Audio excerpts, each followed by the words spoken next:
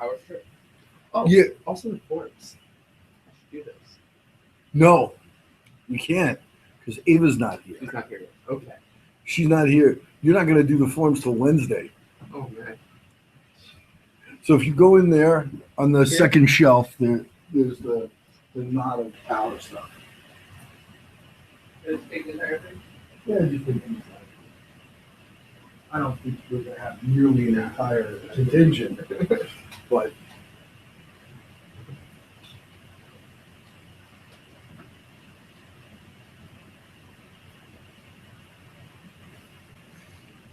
yeah.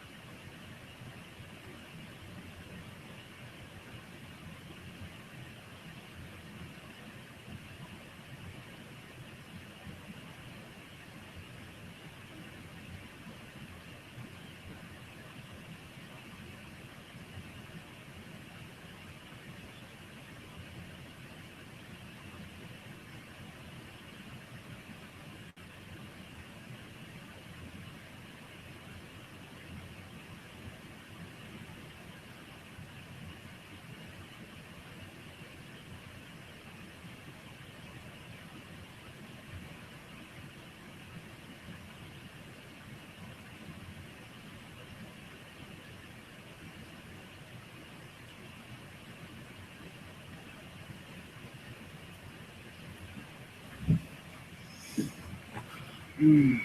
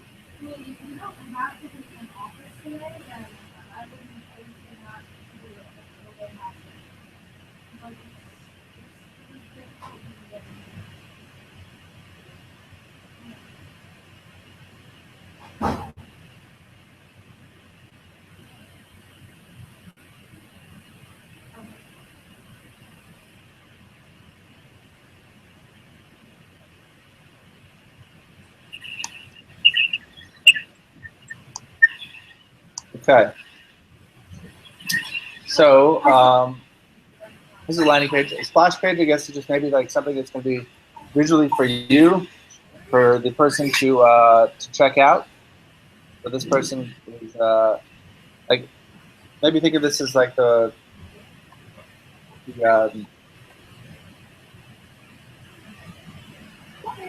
feedback going on. There's like, think of that as maybe the weird. It's like the page that somebody's going to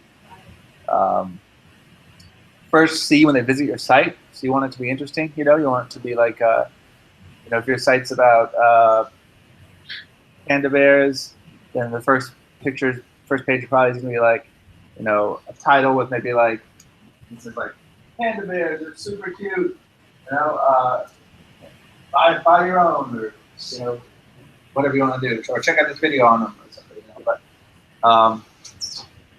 yeah, and then you would have maybe like a separate page, like a contact page. Maybe there's a separate page. It's about your organization, but the splash page is going to just be kind of more to like draw people in, for marketing purposes, sort of thing. A lot of pages have those. They're basically it's usually just a home page.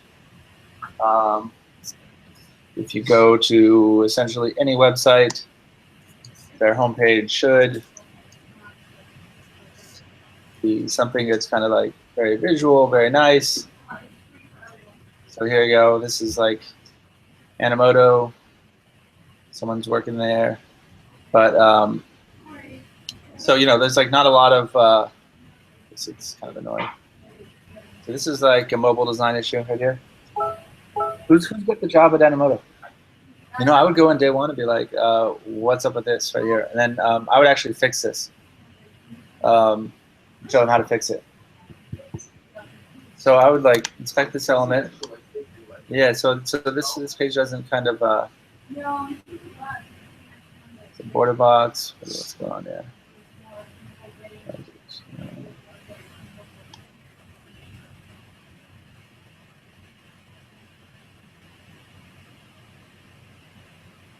What is this right here? Sometimes you can figure it out just by seeing something else.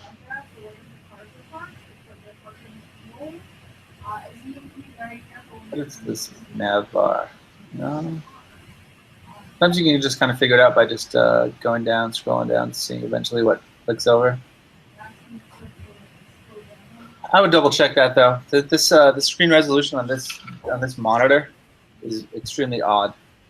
It's like it only goes up to like 8.7 something, which is not very normal. I have to like, and mine is out of it too. Are you talking about the white space? Yeah. Yeah, it might just be like on the screen resolution. That's all I'm saying. So this is a perfect segue into why making websites perfect for every single screen resolution is just so difficult, because there's standards like sort of screens, and I get ones like this one right here. This physical one was just kind of it's in the Wild West sort of thing, you know. Who knows what it's doing? But this is the kind of the notion of a landing page, I guess. Any other questions about homework or anything to do with homework? Hi, guys.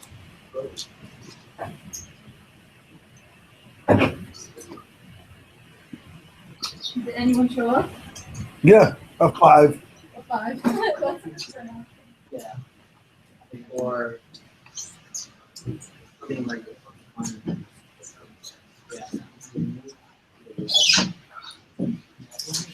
So my GitHub isn't working. I'm gonna try to push. So let's try to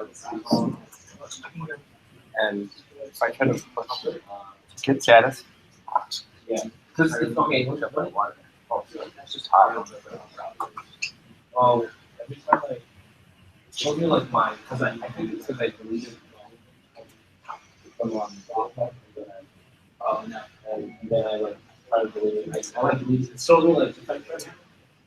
So you should really be including one of these folders at a time. Each probably our own different repositories. Yeah.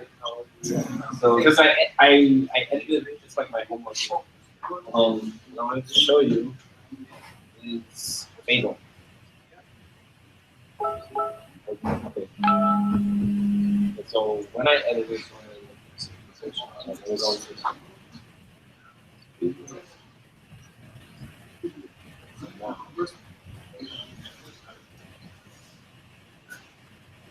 that's there. I kept getting.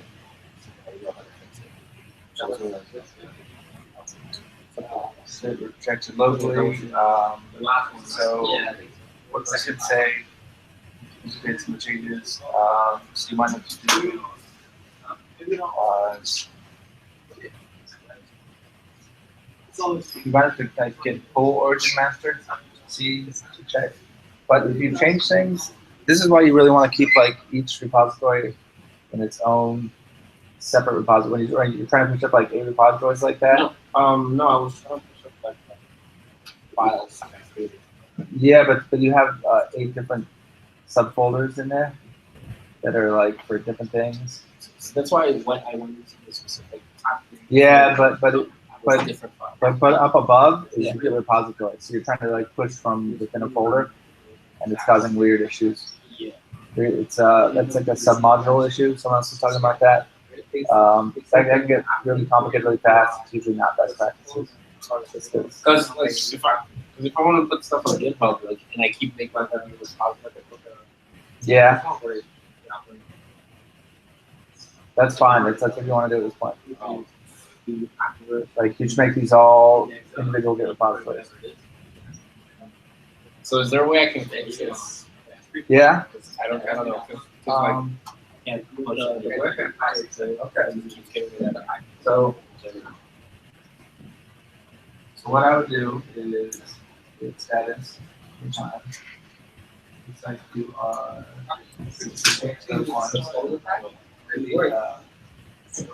add Scott and add these ones, right? Yeah, I mean, they're already, yeah. The only one that I created was the other one's already exists.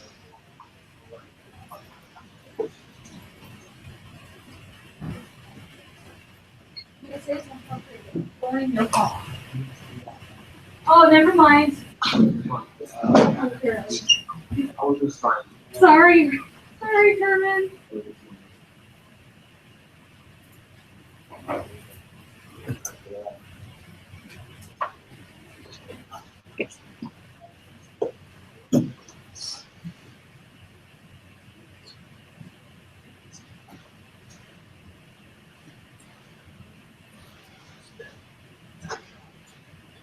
Oh, Jesus, important.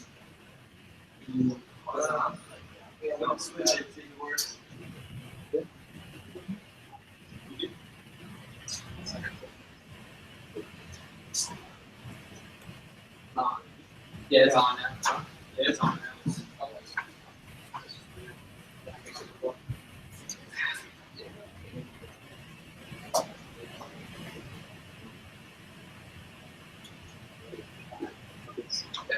So now you can push it to a different branch. So it's up there. Well, yeah. Scroll up. No. So I was very too. So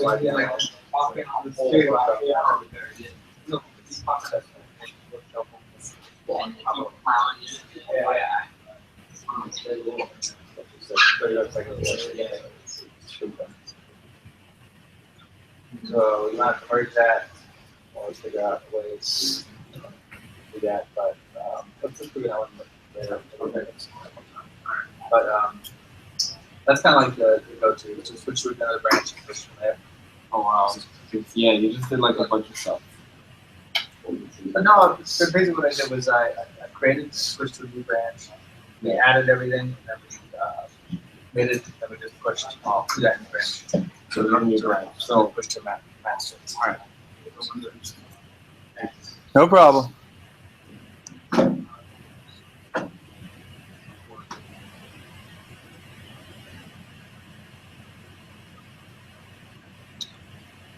Okay, so this is the final stretch, guys.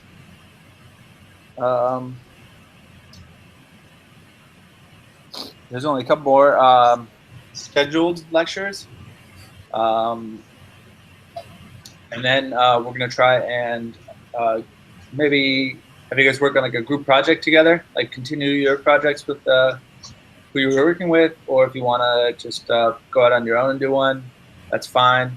But I encourage you to work together because it's just kind of going to be A, you're able to do more in the short amount of time, and B, you're going to be working with other people at your internship, so it's that kind of practice is invaluable as well. So having said that,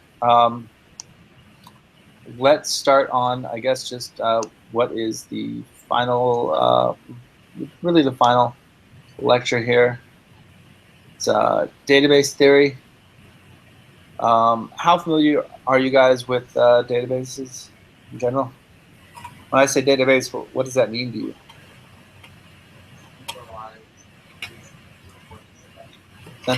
Centralized place, just like my closet? Okay.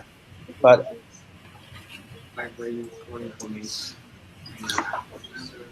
yeah. So, but unlike a closet, databases have extremely powerful and useful tools for determining relationships between various information at the very most fundamental level, I guess.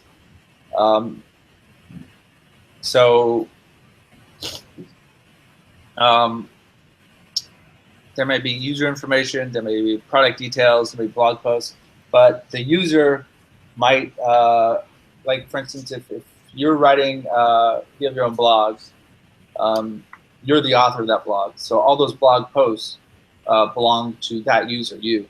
Now, say if you have 2 or 3 other people on that blog writing, you guys are all writing together, each person's going to have their own blog posts.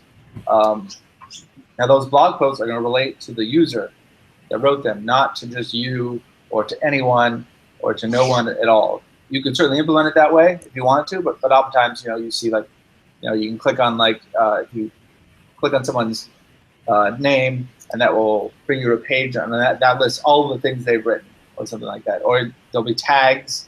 This thing is about front end. This is about JavaScript, and then you can click on the blog post tag for JavaScript, and it'll bring up blog posts that are related to JavaScript. And the key is related. How do we relate those things? We'll get into that, but so right now we've just been making websites with, even though it's like JavaScript and jQuery can make things move, make things animate, they're referred to as static websites, in that they don't have a backend or a database component to them. So this is kind of an important nuance. Like when we were logging people in using form validation, and we just had like the form variable just stored in the JavaScript, like the password equals such and such. That's not really dynamic, like you can't really, go just about doing that. If you had Facebook doesn't do that. You can't just inspect element on Facebook and look at JavaScript and just see every single password stored as a variable in the username. So a database allows you to do that. So you can put user information. So there can be a user, and what are some attributes the user might have? Yeah, username, email, password, birthday, things like that. Product and product details might be like the product's SKU number or their whatever price. Yeah, price might be part of it. Might be like different. Different options, but blog posts. I think we all know what those are. But blog post is going to have a user associated with it somehow. It's going to have maybe some tags associated with it so that you have like things that the blog post is about. Maybe they're searchable because of that.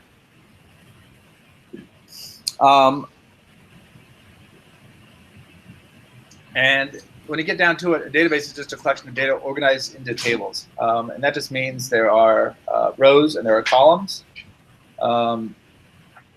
Each table is typically used to model like real-life objects, user, transaction, or an article. Now, real-life objects, I guess, is one of those semantic things. Like, I don't think a transaction is not an object; it is a thing that takes place. So don't get hung up on that, obviously. But they're just things that you can describe or exist. It could be a section, it could be be a classroom. Are those things objects? I don't know. I'm not a philosophy professor, but some of the important things that a database needs to be able to do are you need to be able to insert data. You need to be able to read that data. You should be able to update that data if you have the given permissions, and need to be able to destroy that data, again, if you have that permissions. So the database itself lives on a file on your computer, or it can certainly live somewhere else. Like if you have a website online that is being hosted, say, on Heroku or on Amazon Web Services or any or on WordPress, the database is going to not really exist on your computer. You would want a database on your computer because what if your computer just what if you turned it off at the night and someone tried to do something on your computer and the database was shut down? So you want the database to sort of always be, always on, not really associated with your computer. You don't want. This is just more, I guess. When we first would start doing a project like this is kind of going to be a hybrid database lecture because a lot of it's about Ruby. We're not really going to get into Ruby, but it's just use Ruby as a variable for other programming languages because that's certainly what we will be using it for. So why not use an Excel spreadsheet as a database? I don't know. Go for it. But each table is related to other tables in the systems when we use a database. So this allows you to perform queries against multiple. Excuse me.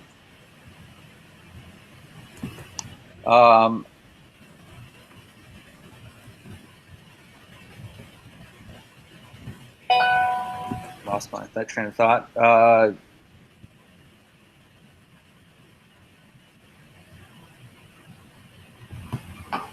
You perform queries against multiple tables, meaning like something like you can say like pick out students where their grades are A pluses, and it will return all the students with their grades of A pluses, or return all students whose last name starts with L or something, something like that.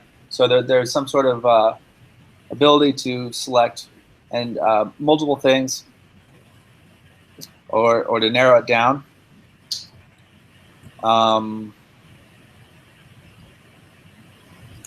So sort of an example of something like this. This is like a database, simple database of user table and a post table. So the users table has an ID, and it has an email and a password. Obviously, do not store your passwords like that. Just this is purely an example, so this this users table is related to this post table. there is a post ID, there's a body. This might just be like this might be like the post, what it's about, you know. This might be a long, you know, paragraph. This might be an essay. So this would be a different type of maybe,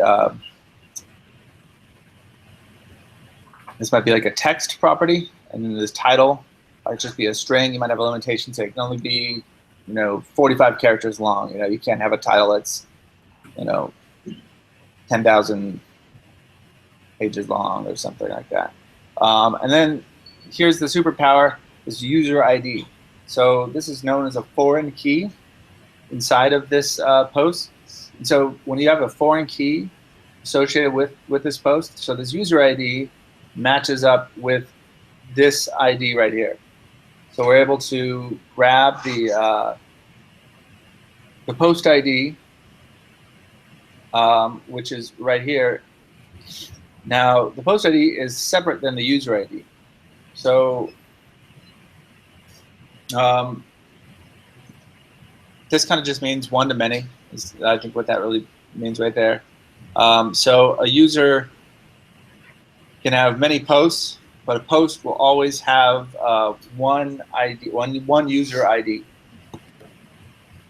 So if I wanted to make a database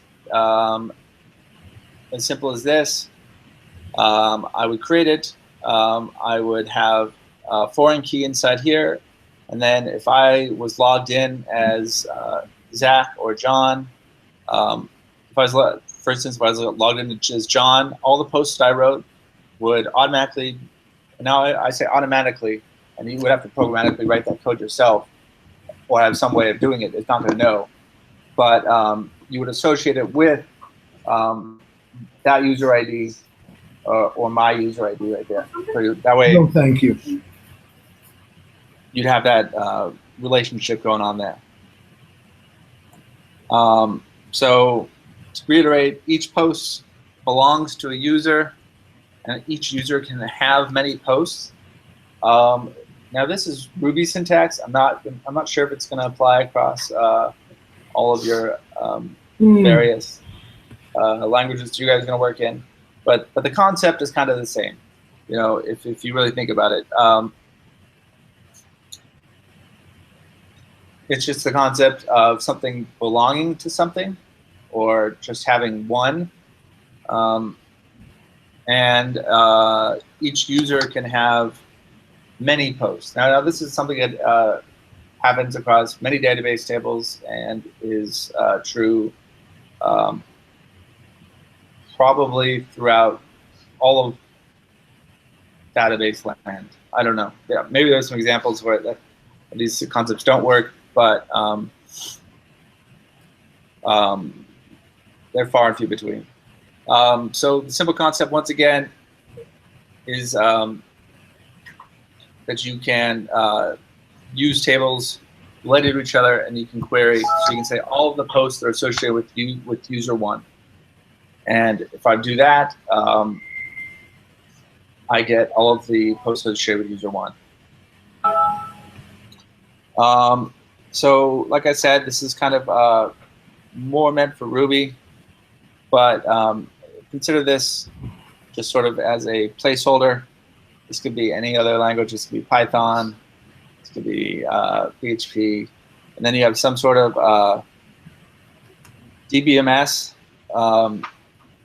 database management system that communicates with the database using SQL. How many of you guys have written in SQL or SQL? All of you? Well, the good thing about doing a lot of web development is you don't really have to write a lot in SQL, because these DBMSs kind of oftentimes there's like little shortcuts, and you kind of avoid having to do that yourself. This is kind of, I guess, where kind of code bloat takes place. You know, when you start using things that are kind of like just proxies for SQL. then you're kind of, it's a layer of abstraction up, so it's going to be kind of a little bit slower, but not too much, not usually noticeable. But if it's like a really large company, you would probably write your own, so it customizes it and it searches based exactly upon your own needs. GBMS, database management system, software program that provides an interface to deal with the database itself. It would be impossible for us to interact with the underlying data file that represents our data without using a DBS of some kind. Now, this is kind of like the layer, you know, this is sort of like the brain talking to the foot sort of thing, you know. There's a little bit of magic in there, but hopefully we'll explain a little bit in a way, you know. So some examples: Oracle, Sybase, MySQL, Postgres, SQLite. These are all kind of commonly used ones.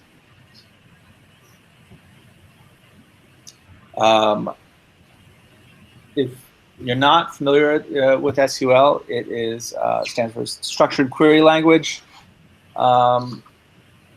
Almost, I should say almost every, but it says very. Almost every DBMS comes with a version of SQL, or SQL. How do you pronounce it, SQL or SQL? I say both. I've said both. If someone tells you that to say it the other way, by all means, listen to them. Some people get offended. So you know, we're just going to be, we have open arms here. We're not judging. So they both work for me. But SQL allows you to declaratively perform all the actions you need to on a database. You can create new records, you can read records, update records, you can destroy records, create new tables, create new columns on tables. All the things essentially that you really need to do. And here is an example of some SQL. This is says you'll see why in a few slides. I'm not sure how much that's going to apply here, but here's a short example of some generic SQL. Some we've already created a users table, like the one that was listed up above the slides. This is how we would insert a new record into it. So users, or insert into users, email, comma password, values, and then the string and the password. So then these are going to magically, not magically, but these would be written into the database, stored into the database. Now, a database obviously does not look anything like a structured file like this. It's just zeros and ones. You know, it's not it's not really human readable unless you can do that. More power to you. But so some questions about this one. Well, I guess it's already on the screen. But why is there no ID in our user record here?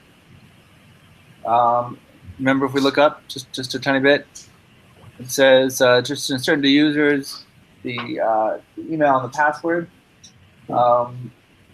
SQL uses an auto increment feature to assign a unique ID to every single row in the table called a primary key. So this primary key is essential. It's what helps keep these objects or these users separate from each other. So there's no overlap. So if you had 2 or 3 users that each had the same user or primary ID, it would be pretty hard to tell them apart, and you couldn't do a lot of the queries necessary to search for various users. Now that is a huge key, and no pun intended. But JavaScript web applications and databases. So web applications written JavaScript typically use the MongoDB DBMS.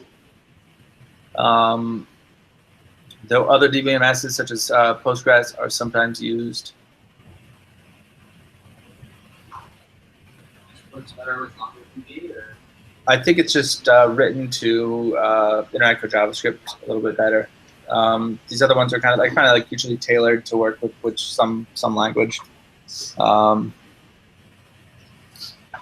But Good morning. back to How's that? I don't know why this slide is here again. Back to the bigger picture. Blah blah blah. I've already seen this one, but to reiterate, there is the database. It's represented like that. What? Typically, I think that's kind of how they first were represented, was that giant sort of tape drums. Does anybody know that for sure? What the original database looked like? They're always represented like this. I think that's kind of how they. What's that? Define disks. Yeah, I think they're kind of like giant disks, but I could be wrong. Database. Let's just see. Let's just look at Wikipedia.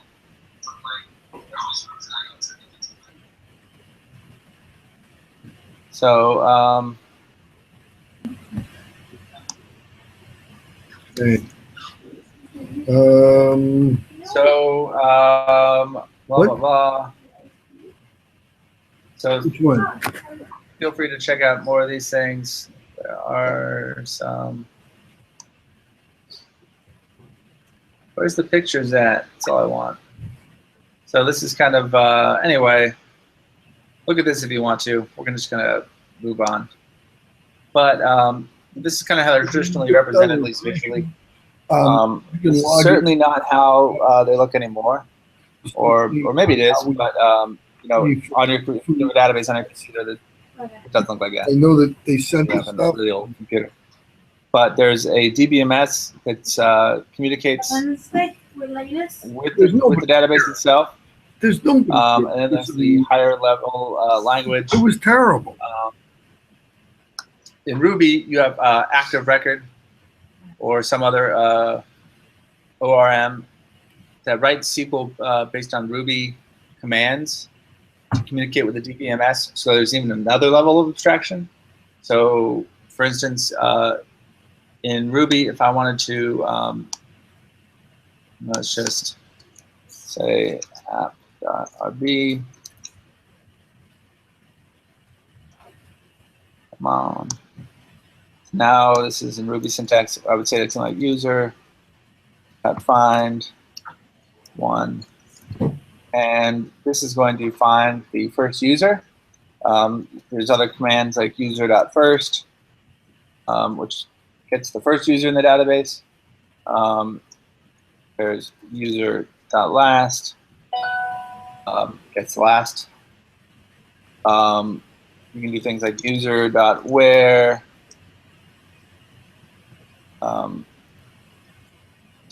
Use email,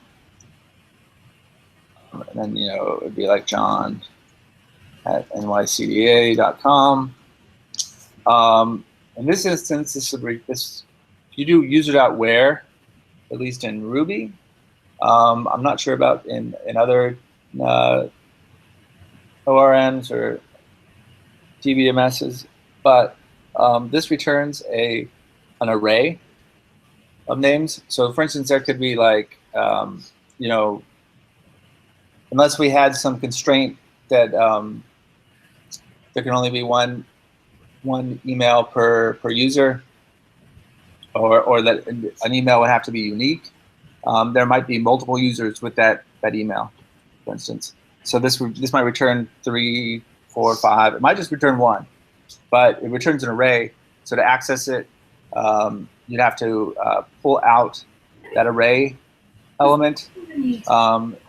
This is getting a little bit maybe off topic, but like you can do something like .last or .first. And you do this oftentimes. This one right here unfortunately, like if it doesn't find a user with user ID 1, this returns like, this is like an error, throws an error. Error if not found. Well, this one returns an empty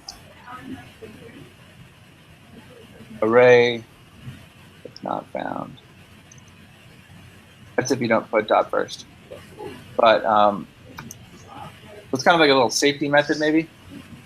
Like if you don't know if you're going to find something, maybe use dot where because you don't want to like raise an error right away.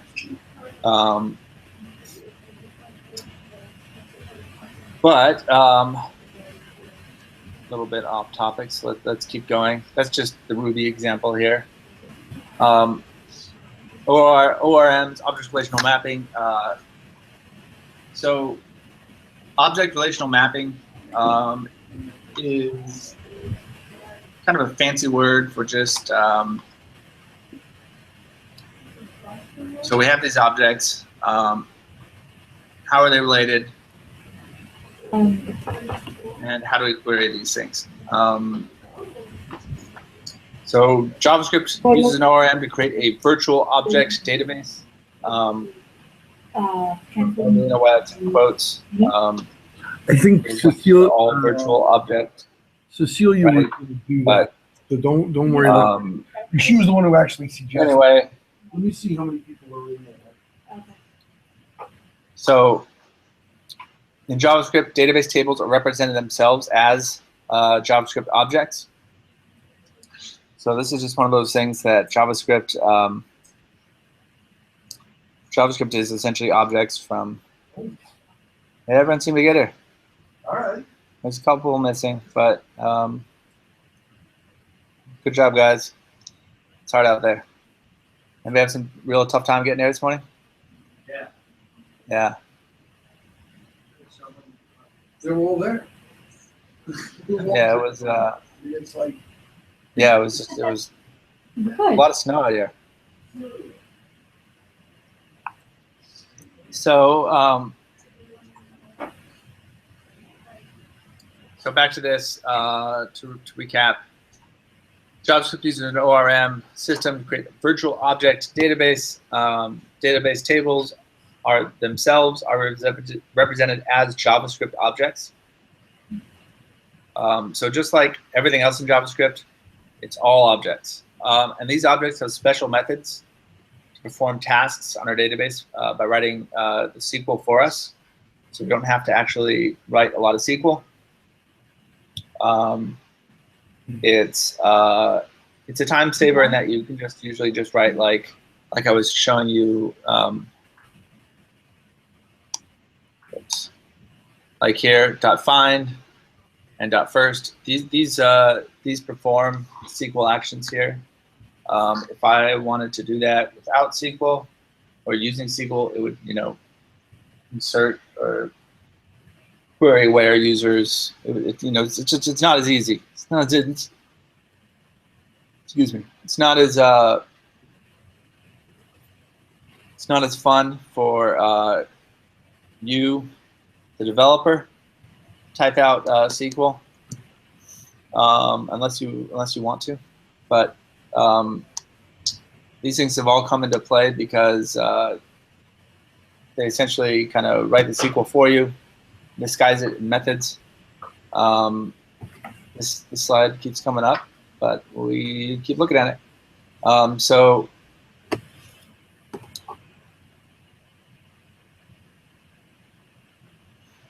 for instance, insert a users table in your app's database using an ORM. You can wrap that table inside of a special user object. Now this is kind of like how we were creating, if you guys remember with our, creating sort of user objects. Some of the homework was to create like a person and then a teacher and a student. So that is the user objects. The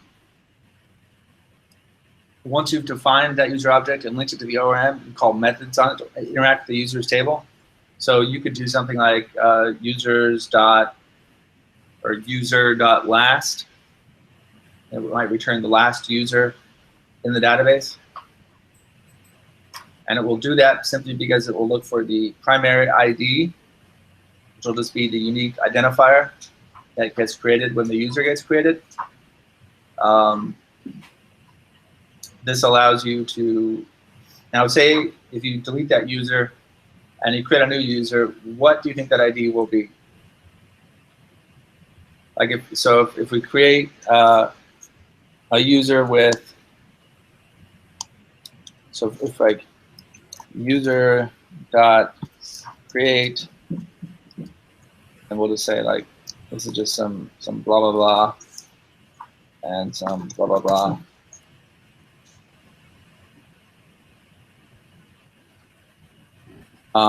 And this sort of returns a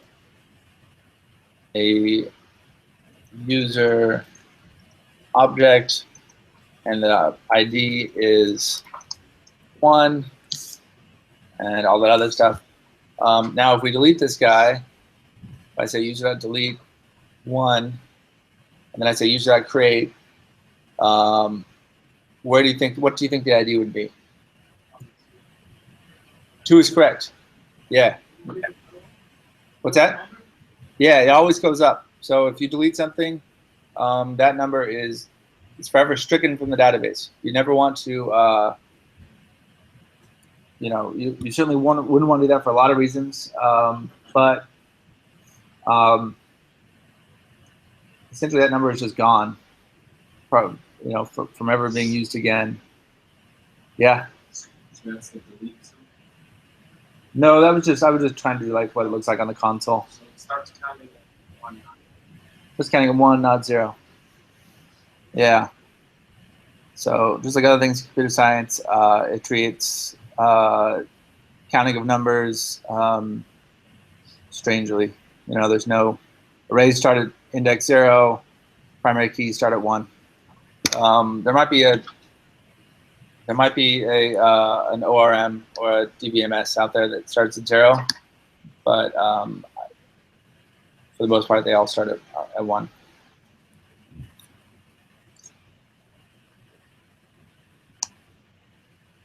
So we define that user object and we linked it to the ORM. We can call methods on it to interact with the users table.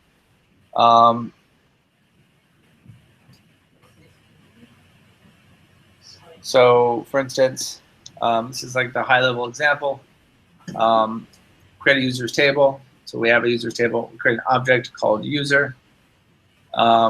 Make queries on the underlying users table like so.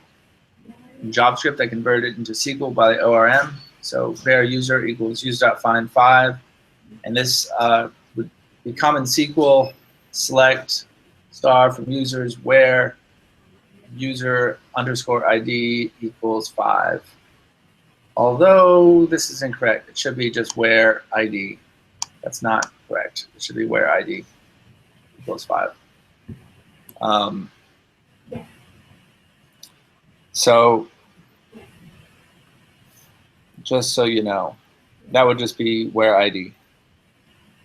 Users themselves don't have user IDs. They have IDs. So DBS generated SQL gets run against database and gets back a result, which returns an object.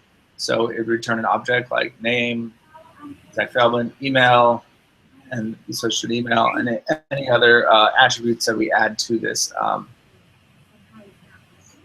this object here. Is it making sense to anybody? I know this is a lot of theory. Yeah. JavaScript for queries, but you can't use it to write to the database. Like when you're creating a table. You would use an ORM with JavaScript to write it, so you wouldn't have to write the SQL yourself. You can write SQL in JavaScript. It's just it just is usually sort of more time consuming to write it out like that.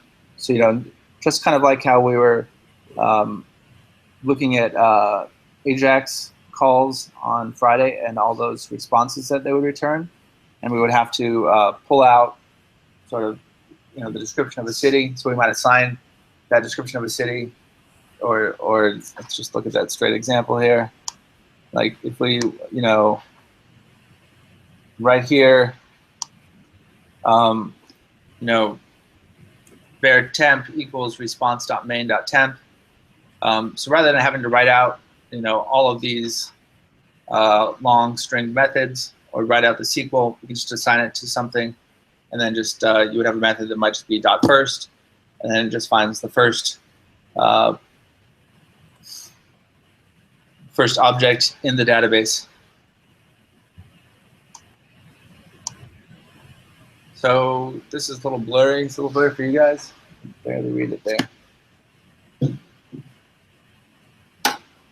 From what I can read, let me see if I can actually even read that out. So I think what it says is user requests information on a specific order from, say, Amazon.com's website or another web application. The web application, in this case, it uses the Ruby object representation of order to query the database.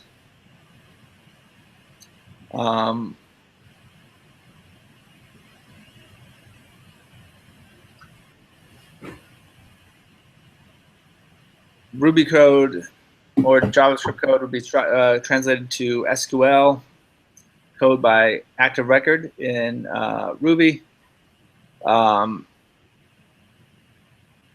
database handles the query and returns results to active record, which then returns the result to the user. So I guess to continue going, so this is kind of blurry, but the database handles the query, returns results to active record again. Query results are translated by active record into a valid, let's just replace Ruby object with JavaScript object or Ruby object, or whatever kind of language you're using. The Ruby object is used to satisfy the user's request inside of a view. So this is the model view controller coming into play here, and the user receives request information on the order. So that may seem a little complex, but you've all done this. You know, if you just go to Amazon and you search for something, it just a result appears in the screen.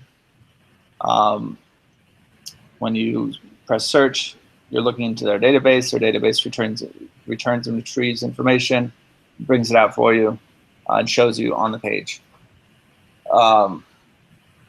This happens 1,000 times a day on a website. Well, probably 1,000 times a second on Amazon. But you know, like for you guys searching the web, these transactions, database transactions, happen all the time.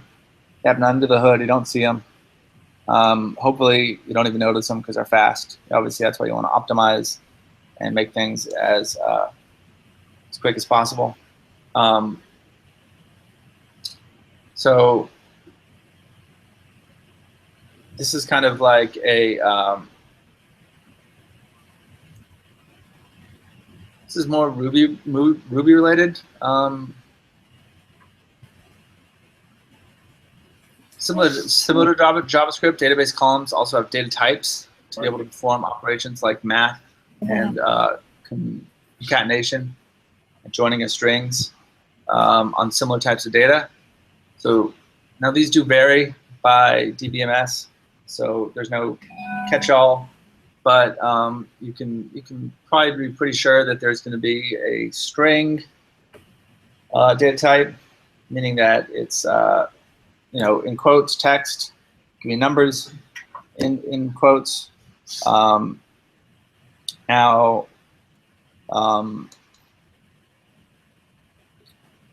when you're using Ruby, and honestly, this is I'm much more familiar with Ruby than I am with JavaScript databases, so I'm just going to just stick with that, not to confuse anything more than that. But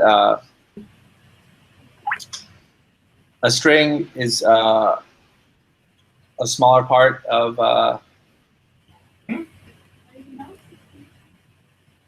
information. It's less than 255 characters. So this might be like someone's name, someone's email, maybe someone's address. Although 255 characters for an address, I don't know. Maybe that's short. Maybe somebody might have an address longer than 255 characters. I'm not sure. It's not super long, but that's getting right up to the point. But someone's name, hopefully, you know, unless they have like 40 titles or like prince of this and king of that.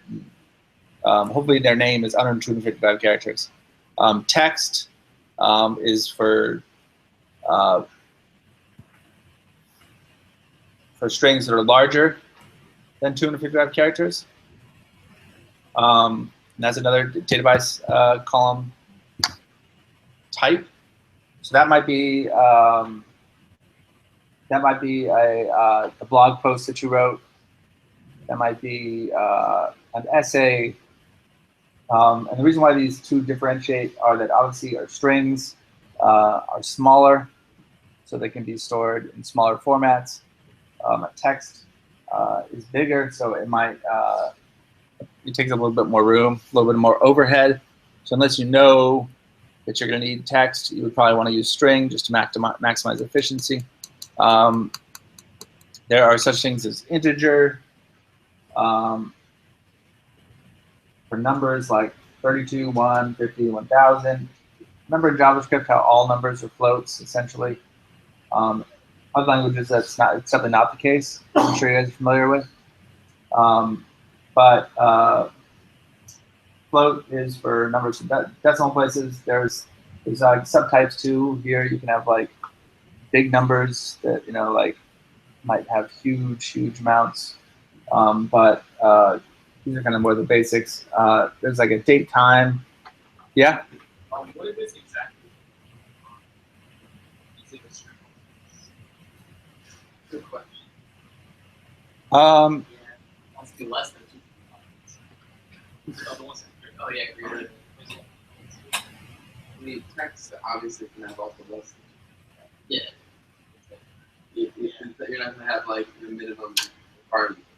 You're gonna break it. It's 255. It's gonna be 255. Yeah, I believe that's correct. That is an interesting question.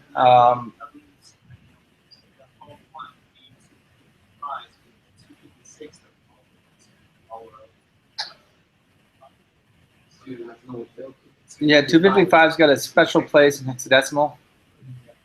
So you start to have another place, another place to carry that zero. Extra zeros cost money and time. So I think you're right. So it's just simply a declared type. A string can only go up to 255 characters. A text can be greater than 255 characters. It doesn't have to be. You can write a blog post that's just like, yo, this is my blog post, and that could be a typed text.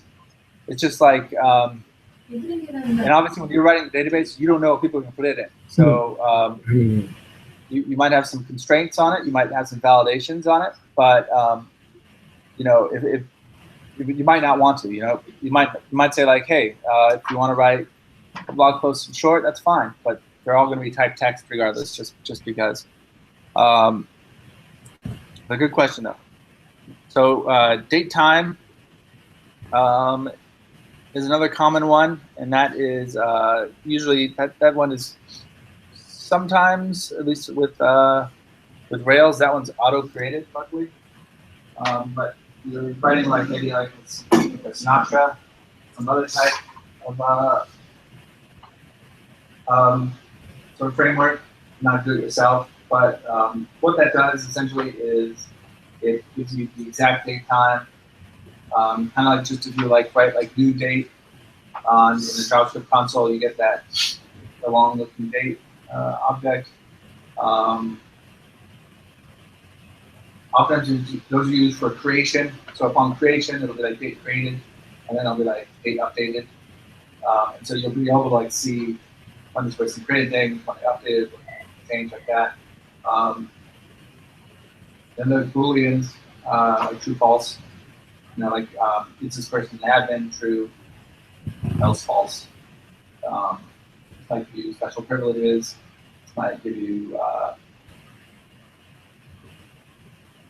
the ability to see or not see certain pages, or various other tasks like that. So,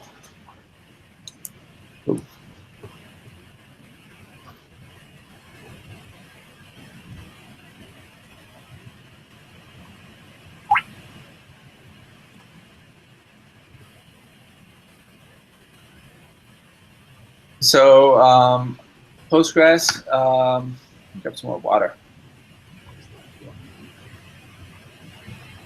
Postgres, Kubernetes DNS.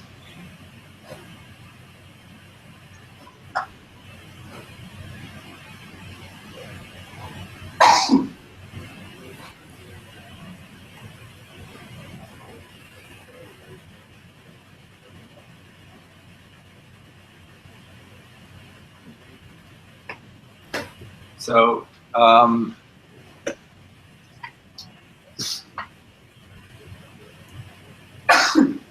they have a varchar link. You can put it probably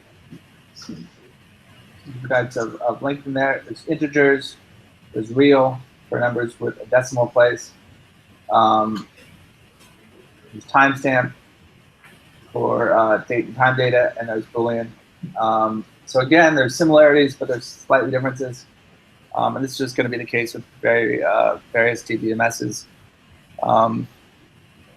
Whichever one you guys are working on in your class, highly recommend maybe just, or in your class, in your internship. This is the kind of things to ask your supervisor. Just be like, hey, get all the pertinent details you can out of them. At this point, when you start, you kind of know what you're working with.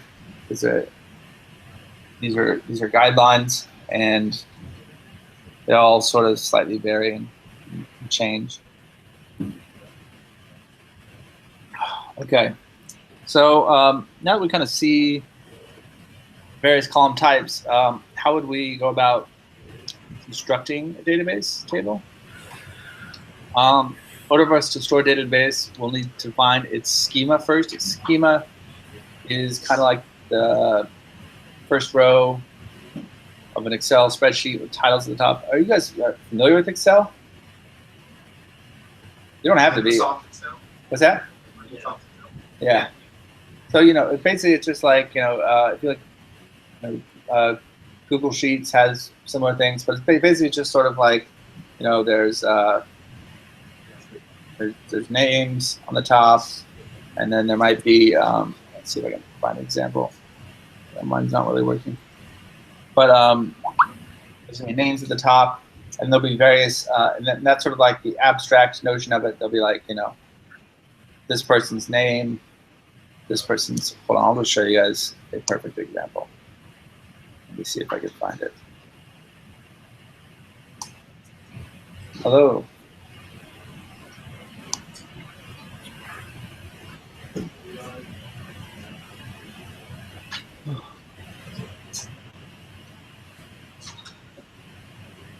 One second while this drive starts up. Hello?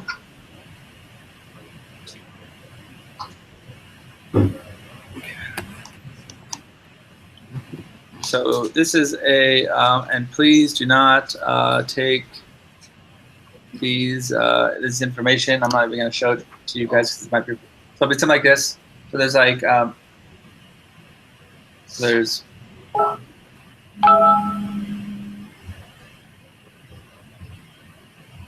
there is a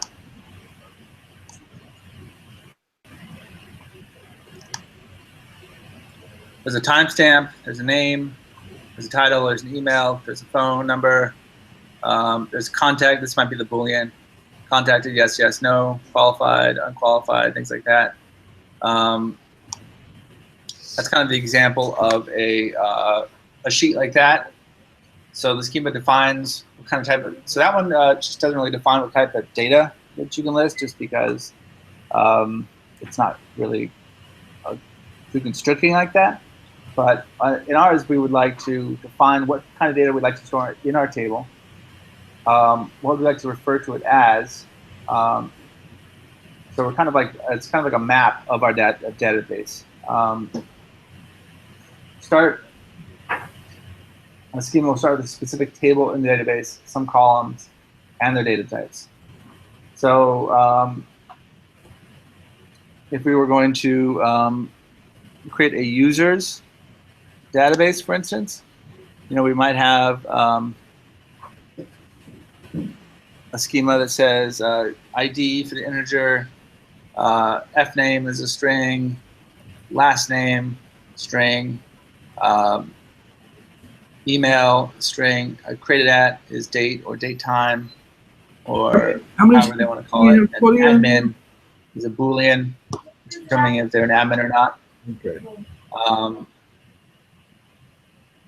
So back to the primary key, the ID column, typically an integer, simply because they are easy to store and you can provide lots of information about them. You don't want to have longer than you have to. But the ID column, primary key, this means that it's the primary means of referring to a record in a unique way by table. Primary keys are typically not allowed to be duplicated in other records, or each record has a unique identifier. And some of you might say, what does typically mean? By all means, explore that one on your own, but in most database schemas,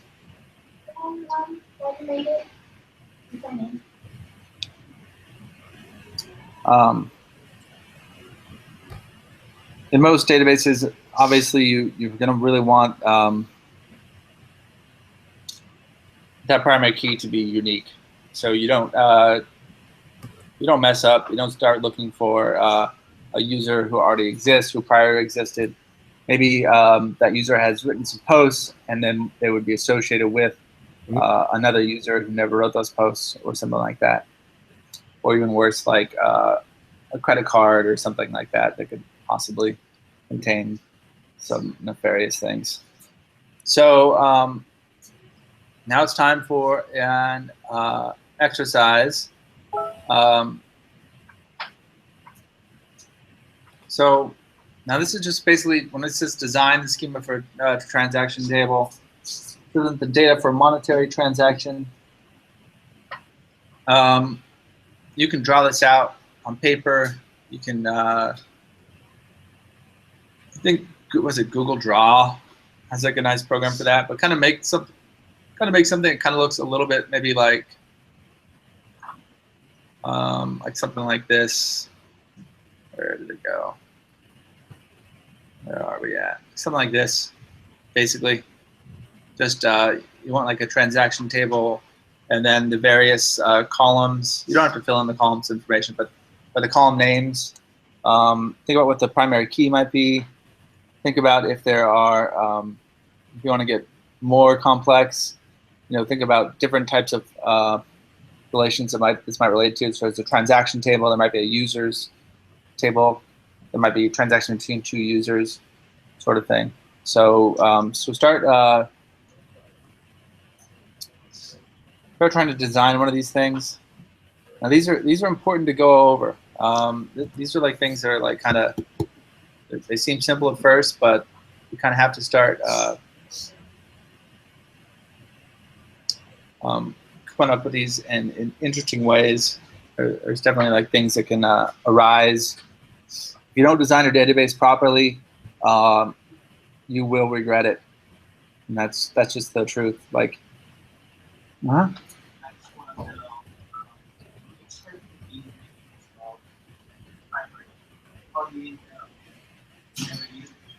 let's say we're making transaction on Amazon. There are billions of transactions every single day. How do you know that transaction on that happened? Well, so you yourself have a primary key on Amazon, and this is just me guessing. But the order itself is another object. So you are an object, your user, and then there's an order that's related to you. So you have many orders. That order has a primary key on it as well. So that order key is not going to be, that order key is going to be primary only in relation to you. So it's like, it might not even be created until you create yours. But otherwise, it just increment up. It might just be, so there might just be order number 5,755,000. I don't know necessarily how they do that, but I'm sure that they've kept track of that somehow. Obviously for accounting reasons, I'm sure they have to. You know. So let's spend about, so we're going to spend maybe for about 15 minutes. Sort of come up, just try to do your best design of a basic transaction table. I'm trying to think of which data types would you use for each of the columns.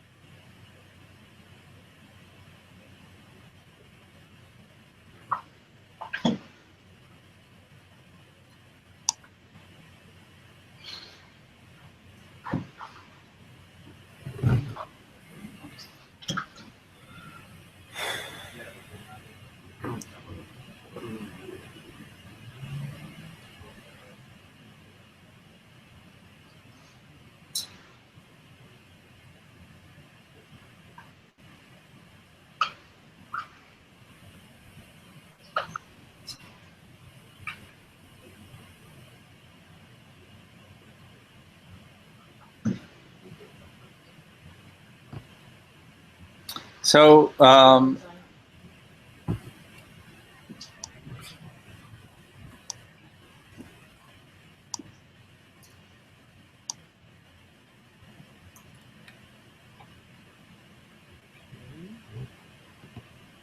if you go to this website, draw.io, it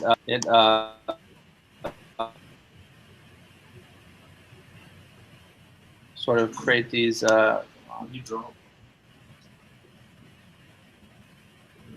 What do I draw with? Yeah. Oops.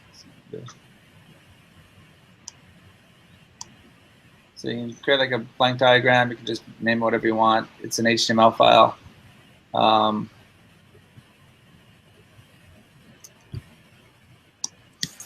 Great.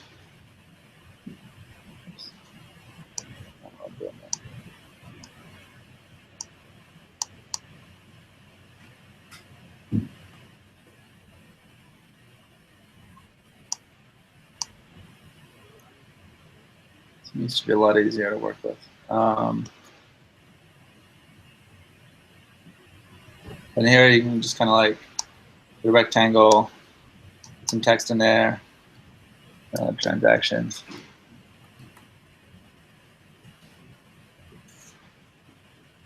Resize these things.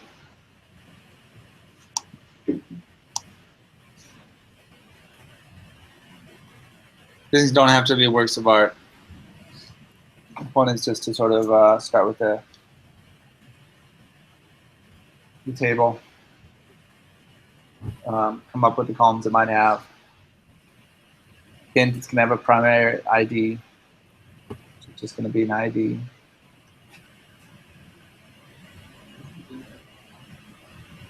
What's that?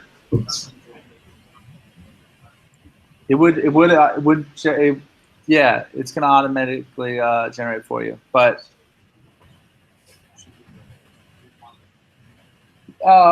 no, I mean, we're just saying like one is created already. What does it have in it?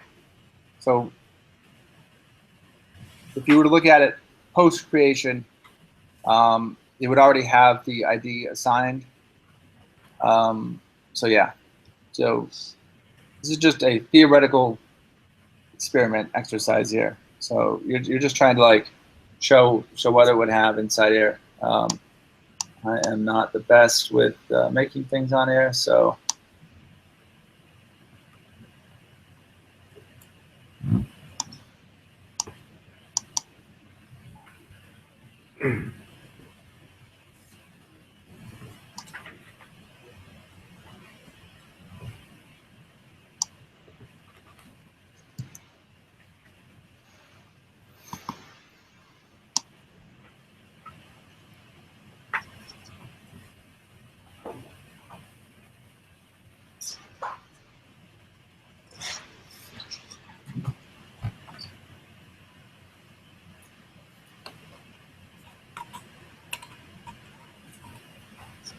Everything takes longer than you think.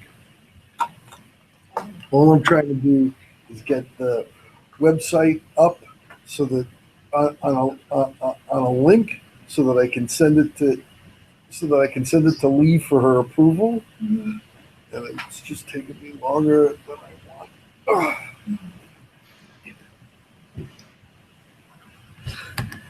And so I have the look of a madman in his code.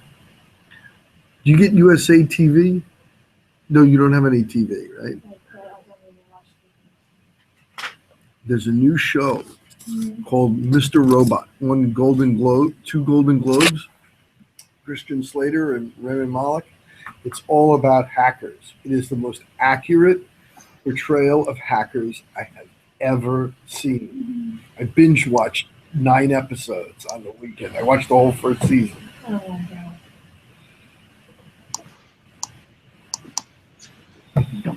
Wait, so you watch it where? I had video on demand I watched the Dana's over the snowstorm. Okay.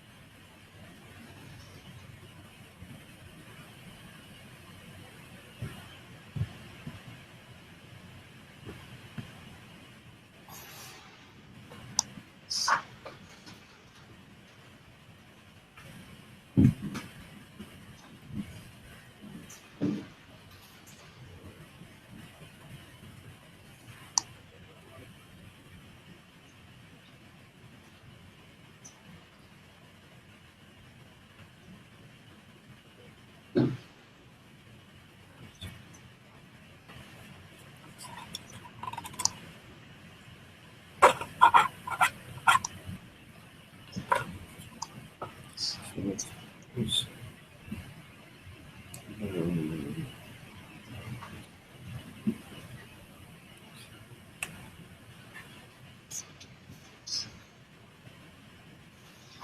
just happened here?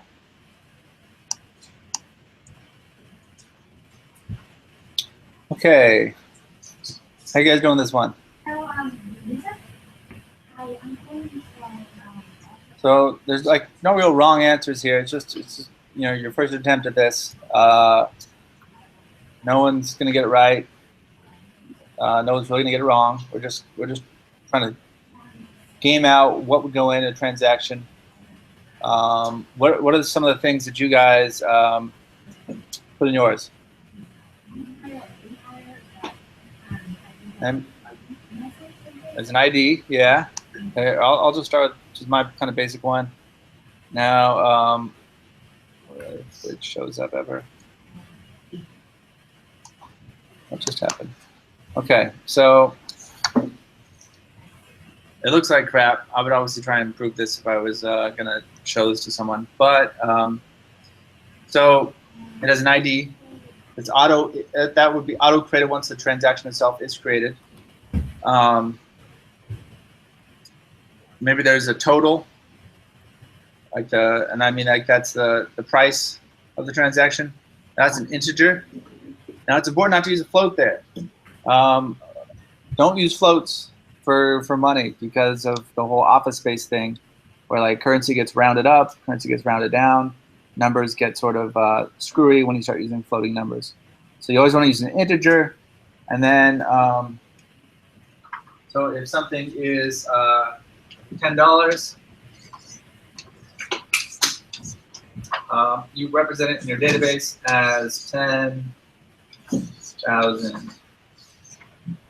Right? Does that make sense? Or I guess rather 1,000. And then you just move the decimal place twice to the side. So that way you never have that problem of rounding errors. So when it's 1099, it would just be 1,099 in your database. That sort of thing has happened. Probably still is happening. That's one of those problems where if you design databases incorrectly, mistakes like this could happen. Let's just say I have an order ID integer, so this is a foreign key that I'm introducing here. So there's a transaction, there's this order that we haven't even created yet, but there's another order object. And the order object might be different than the transaction object because maybe the order has information like delivery, maybe it has addresses of who to deliver to. Who knows, you know? Oftentimes these things are, and there's a user ID connecting us to transactions. We might think of a possibility that it might be like this was a transaction between, say it's a transaction between two people. Like I'm selling you guys shoes. Then, you know, there might be my ID, there might be your ID. So there might be like the buyer ID and seller ID, or transactioner, transactionee, something like that. There's, let's say, a currency, which is maybe a string, you know, like kind of representing what kind of currency is it Canadian dollars, is it euros, is this actual dollars? What does this total actually represent? Maybe that's not. Maybe it doesn't have to be there. That's just an example of something it could or could not be. And just to get one more final data type in there, just put delivered, which is like a Boolean. So maybe this transaction, this could also be like completed. You know, is the transaction completed? Has it gone through from start to finish? Like, are we done with the transaction? Do we have to use it ever again? Or is it still pending? Is the order status like, has it shipped? You know, these are all might be like Boolean values that get get defined. But I just made mine delivered. Does anybody have any questions, or anyone do anything similar, way different, or not get it at all? Yeah, that's true. Confirmation number, date, and time. I would probably want to add something like that in there. The order ID would link to a foreign, like a foreign table that would have the all that information in it. But certainly, if we're just doing it one table, then you do. Oftentimes, there are, like, I was showing you those Rails projects. Like, there's 20, 30 different models.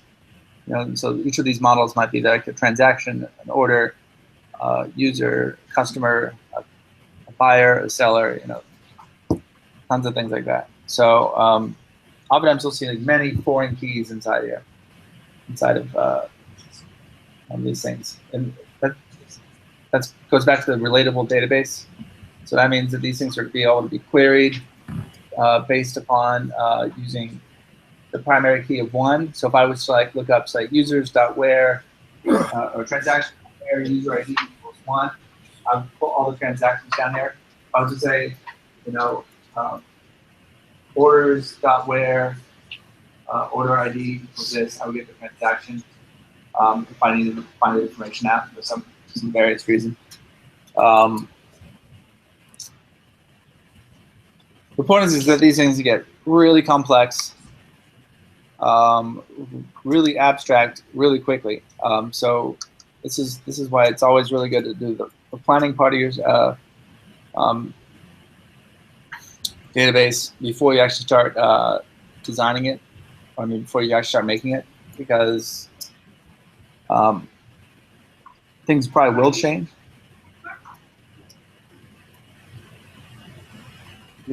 Things might change. Things probably will change, depending on what's needed. But want everything to be pretty flexible. You would not have to scrap a database halfway through because you messed something up. If it was like $10.99 the price, you would do 1,000. 1,000. Yeah. Sorry. Yeah, if it was $10.99, you would maybe have it as just $1,099. Sorry, it's messy. And then like when you query it, you just do kind of that. Yeah. You just kind of change it to what's that? What is over what? You would just be 2,000. And I'm just saying, like, it's just yeah. You just don't have a decimal point. So like if you have $20 in your pocket, you have 20,000 pennies, or 2,000 pennies, whatever. Can't do the math right now. But it just think of it like that. Is the smallest granular part.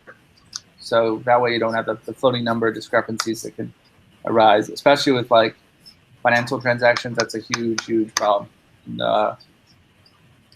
you certainly don't want to have that.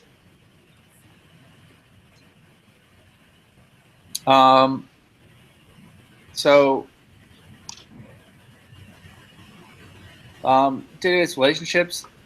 Again, tables and database are typically related to each other in certain ways. This increases the efficiency of the database. So when I'm able to have an order ID and a user ID in here, I can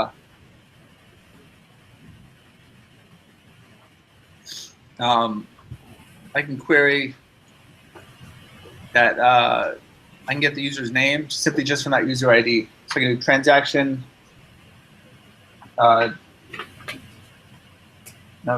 .where or user.where transaction ID or user ID in transaction equals 5, and I can get all that user information right there. So I don't have to like rewrite all of that user's information inside the database. The transaction is related to the user in that it just has the user's ID in it, or the user ID. Through that information, I'm able to like query and grab all of the user's name. I put an order ID, maybe that has more information about the order in it. So this way, your columns kind of keep them. It keeps them short and concise. You don't have to like have bulleting information in there. Now there might be like different thought processes on how you'd want to do that, depending on how your database is set up or like the way it's used. You know, you just there's no one size fits all for this. It's all very fluid in the sense that you want to model it after exactly what you're going to be using it for. So in a database, we're talking about relationships. Just like in life, there are different types of relationships. There is a one-to-one relationship that is a record in one table is related to only one record in another table. So, for instance, one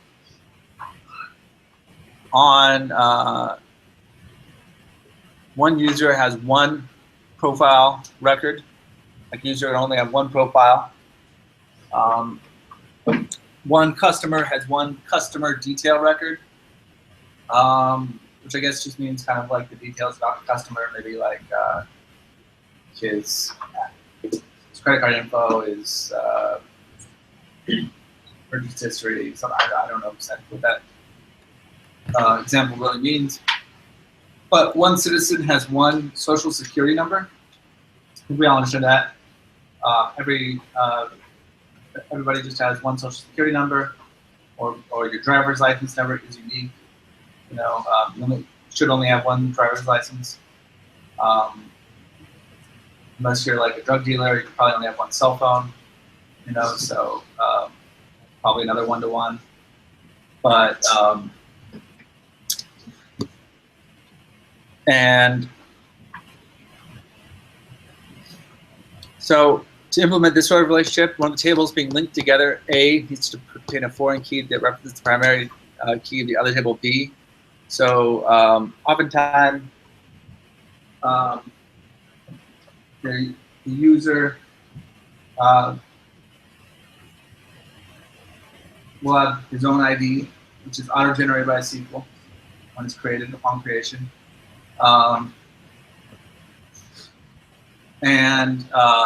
You know, so in order to reference that, we're going to put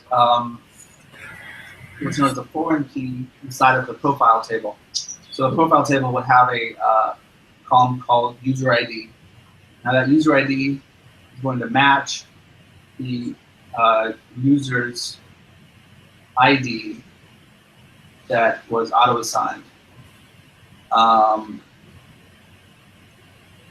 It's a lot of words salad, it feels like almost. Let's just do some like an example of that, just showing like what I mean by that. So back to our friendly. So user has ID. I'm not going to bother writing these out. F name, L name, email, that sort of thing, right? And then profile. I have birthday, favorite, color, I don't know, relationship status or something.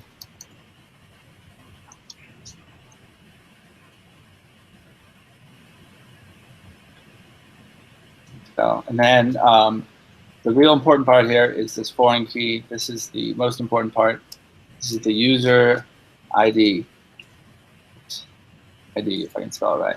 So this user ID, just press enter here. So this user ID is going to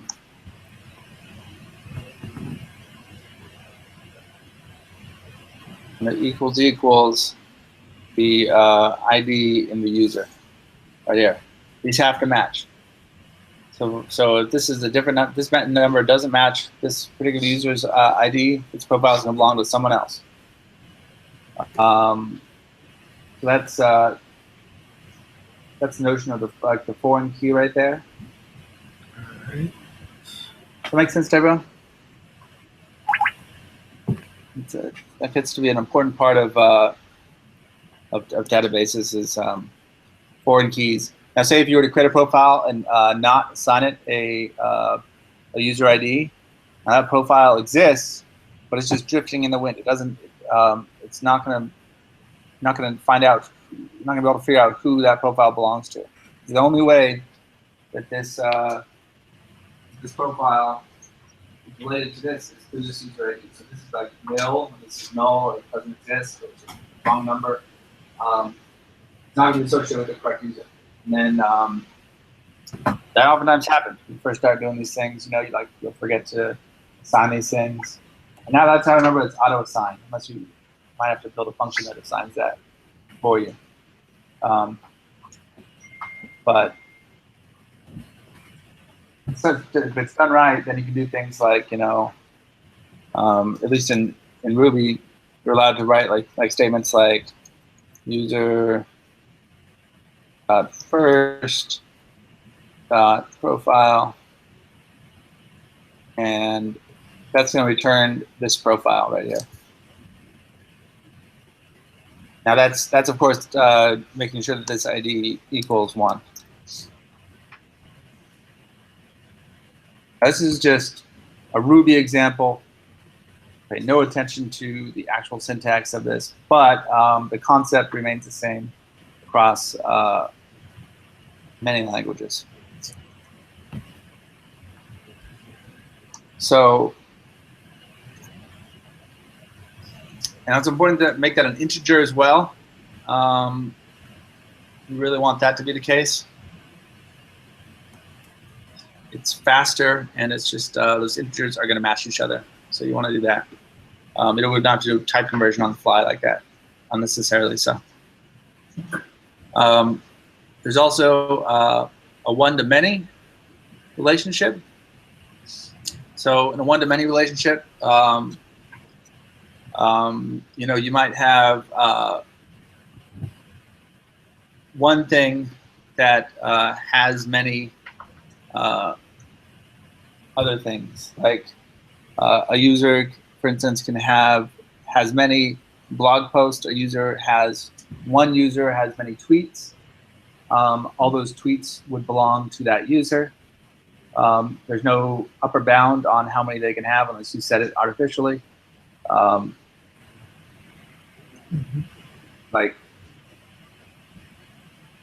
And you kind of do that in the same exact similar ways in that you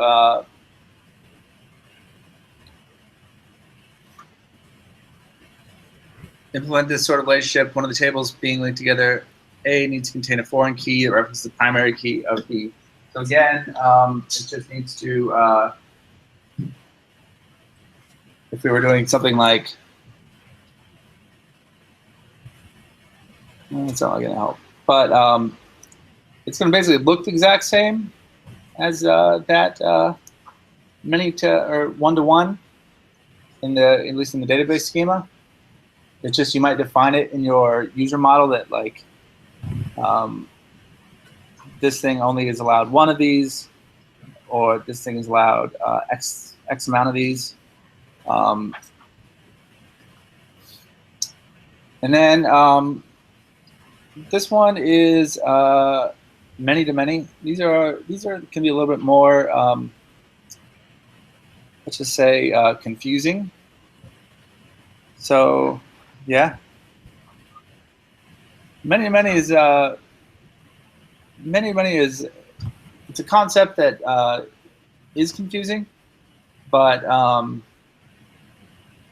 in your life this happens all the time. You know, like for instance, you know, we all have the same classroom. It doesn't belong to any of us. It's many to many relationship. And you have other classrooms as well. So you have many classrooms that you go to. This classroom has many students that come inside of it, not just us. I'm sure there's other classes that come in there too. So that's you know that's something I think we all intrinsically understand, but in database representing it is not quite as easy as the rest. So some more examples. Many users have many addresses. An address can belong to multiple users. So if like you're living with roommates, they all have the same address. Mail gets delivered at the same place. So that address has many users or many people living in it. You also might have many addresses. You might have the address where you work at. You might have your home address. You might have your second house in the Hamptons address. You might have your parents' address or something like that. So again, you have many addresses, and your address can have many users. You know, many products can have many orders. Now this one is a kind of a more abstract one, obviously. So a product could be ordered in many different times. Like for instance, if you know, you're selling I don't know, flashlights on Amazon, there's probably many ordered, and many times, and each order could have many different products in it. So I could order like a flashlight, I could order like some duct tape, and I could order like a baseball bat. They'd probably be like, "Why are you ordering these weird things, dude?" But you know, that's just an order doesn't necessarily have to have one product in it.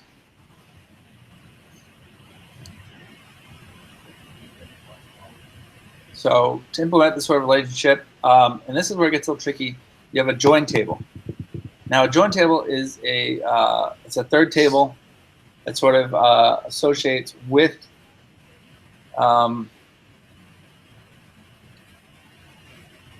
records together from two separate tables. So you're able to reference these tables. So for instance, a product record has an ID column, and an order record also contains an ID column. If we create a new table called product orders with a product ID and an order ID column, we can associate a product with as many orders as we want and vice versa. Now that may seem a little bit confusing, and I think it kind of is. I think that's one of those things that takes a little bit of time to understand. But if you kind of can read this slide, maybe try and read this one on your computer, because I don't know if it's very readable on here. But what's happening here is the user has one profile. It's a one-to-one relationship.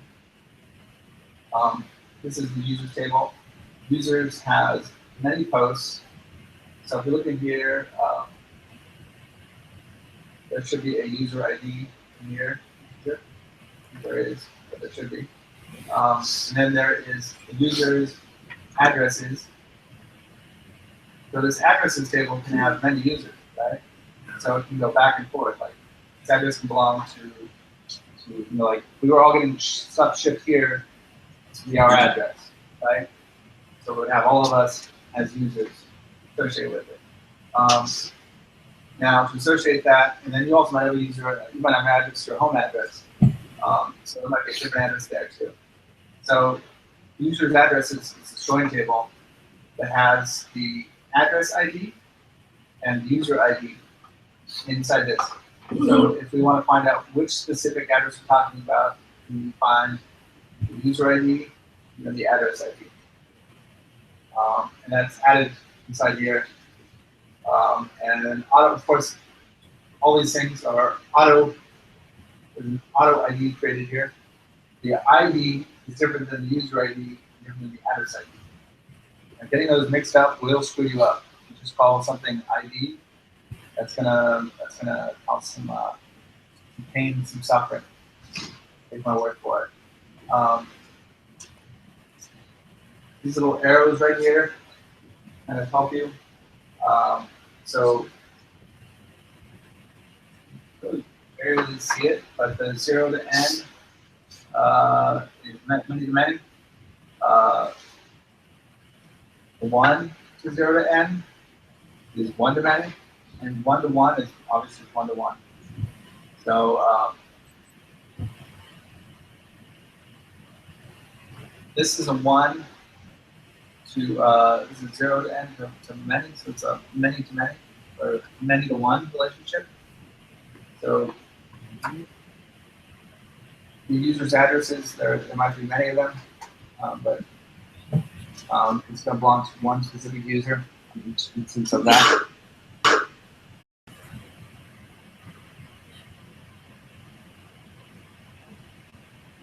You guys done this sort of thing in computer science here at Queen's College? Okay. It's not too out there.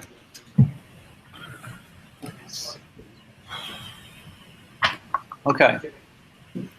So let's take like a 10-minute break here, and then we're going to come back and we're going to try and build a database diagram for the existing website together. We're going to do this all together.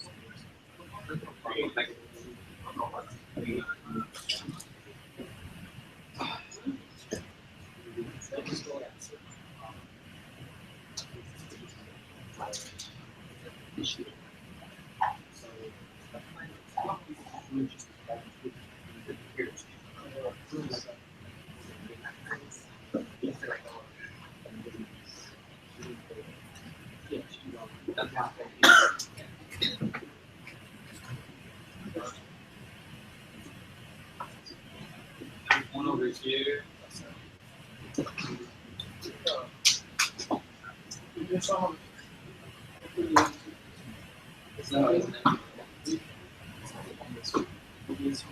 one it's connected over here too. So. What's your second? It's all good. There you go.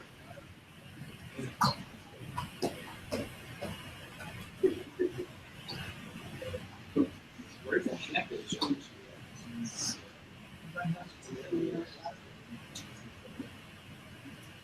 Oh, that's just like.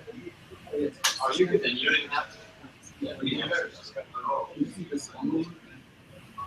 Yeah, so one. You want to take this one? Yeah, I'll plug your guy into this one. Yeah.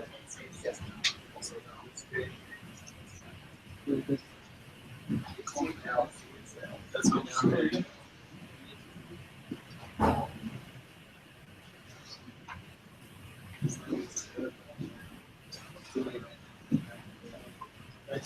Yeah, there's only 7. Come on, there's 6. There's 6. Like I did. Oh, you did it already. Yeah, it looked like it's the last.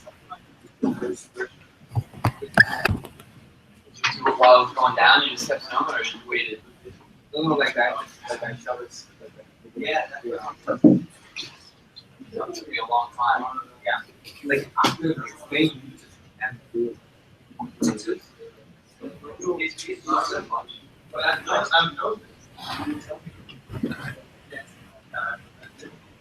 It's not like I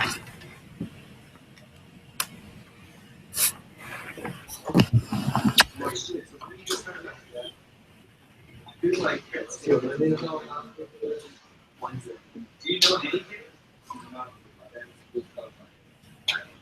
Yeah, no worry about it. Yeah. So you like write a program to do something? Yeah. It's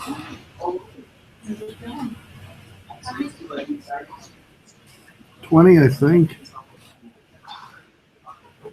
Yeah. I think so.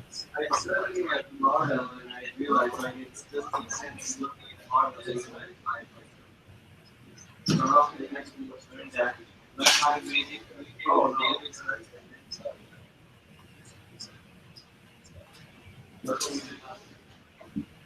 Do you remember how to like set up a database?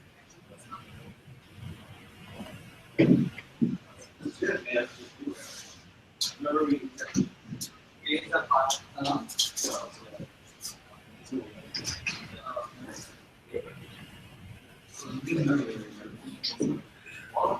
Oh, yeah. How are you connected here? You can make sense. We can do what?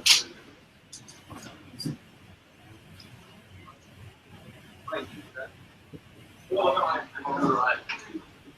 I knew it was going to be, dude, it's a mess getting a, or not getting a spot, you know? I figured it was going to be a nightmare, but I also, that's the problem. Yeah, you take the box, you come over. Dude, you have no idea, I was standing outside for an hour. Oh, yeah. And my voice was always at it. Yeah, I mean, yeah, it's all the time. What is that? Oh, you came over. Yeah, what is that? Yeah, you should have. Yeah. You gotta use it like that. You didn't know? Yeah, I was well.